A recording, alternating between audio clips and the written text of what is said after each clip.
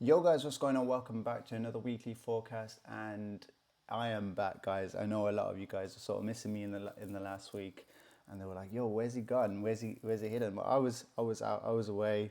We were on vacation for a week, and it was absolutely amazing, as you probably have seen from this image.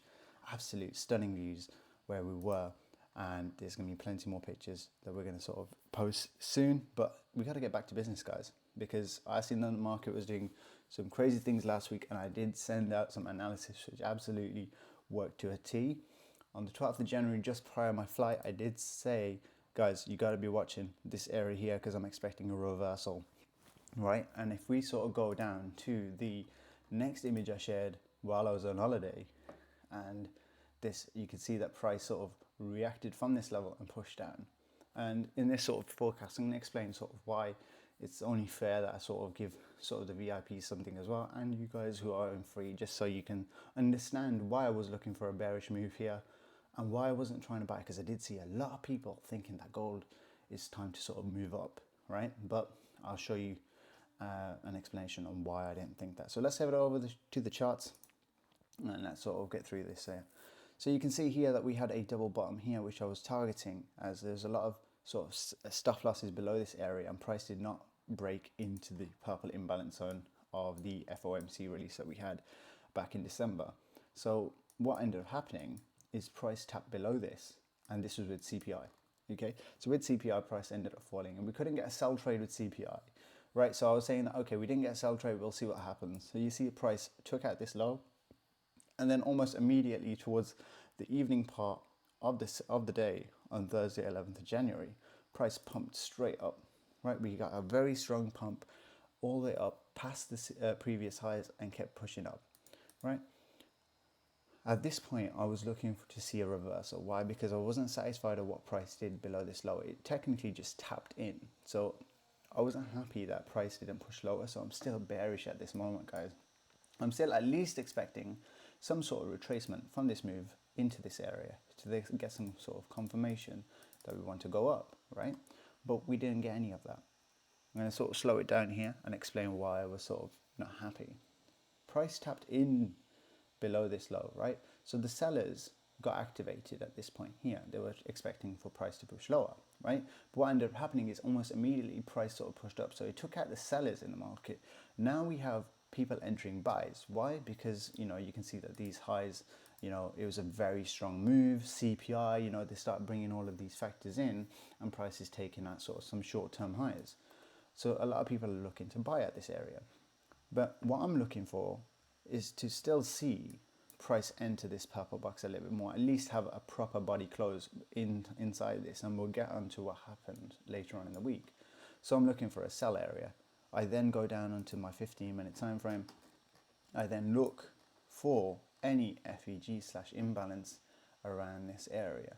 You can see that we have a 5-minute FEG which I've marked. You guys can go into the chart and find out around about 56 to 59 is a 5-minute fair value gap. Now if I go back into my chart and have a look at where I've marked this, let's zoom in here, 56 to 59. Those are your two lines, guys, marked perfectly, and you see price respected, perfectly on that, and then started reversing. You can see the price tapped a little higher, but you wait for sort of confirmations, and then you ended up getting that. You got like sort of a breakdown, and then price retrace, and this is where you sort of start getting in with your tighter stop losses. And we were since I had to catch a flight and I couldn't monitor, I did place a limit here with a stop loss above the previous high. It was more of a sort of larger stop loss, around about say 50 pips, and then obviously your target would have been back down towards this area here, which is where price pumped up from. And you can see that price did tap into this, and this is where I was happy to close, as again I was on vacation, but my higher target was to break back below this low, because again price quickly pushed back up here. It wasn't sort of a play around a consolidation for a day, you know, ready charging up for the bullish move.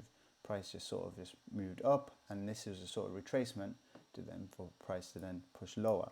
Now what is happening now, this is where we're going to go into sort of this week's forecast and what I'm looking for after we've profited off this sell move here. Price then popped into this imbalance zone here. So you see we have imbalance here. You can see even move it down at this point here. and then price pushed into this area here and now has pushed back out again. So this is where I'm sort of looking for possible reversals, and you can see that if I go and bring the middle line in, price is tapped 50% of this imbalance retracement here. And this imbalance, where did I get it from? If I go into the 4-hour time frame, I marked the imbalance based on the 4-hour. Price is tapped here, and you can see from Thursday, Friday, this is a possible signs that you could look for bullish movements, which we ended up getting. So what's happened? So from Friday, we did take out some short-term swing highs around here, and now price is pushing back, possible again, some sort of retracements. Now, where am I targeting? Of course, we want to sort of target these highs here. So you have your NFP high, which has created some equal highs here. So this is sort of my sort of bullish setup. We have relative equal highs. I'll mark that there. We've tapped in 50%, and we've seen that price has pushed up. Let me see, we're going to drop down to an hour time frame, and this is sort of how I sort of mark my charts in general anyway. You can see from the hour time frame, price is pushed back into this sort of order block here, and is sort of starting to push back up again. What we could see is price possibly at the start of the week start pushing up. Now, if we sort of get that, I'd likely start to confirm that yes, now we possibly are changing market structure. But again, right now, with the price action that we got on Thursday, Friday, I'm not seeing anything too significant for entries. I would like to see a bit more data again as I came back from vacation. I want to sort of ease back into the market, see how the market's sort of flowing.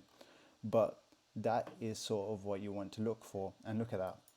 I just switched over to the daily chart, right? Now I'm going to quickly mark this up for you. Look, we have imbalance on the daily chart, right? Look where price just came into. If I bring this up, price has filled the imbalance on the daily chart. So this is how you can see that how price action can be very algorithmic in its sort of movement. The daily chart's filled. The 4-hour chart, we have a 50%, which is the purple box, so you can see, and now price is moving up. This is how you see the confirmations, guys, from the people who are trying to look for buys at around this level here.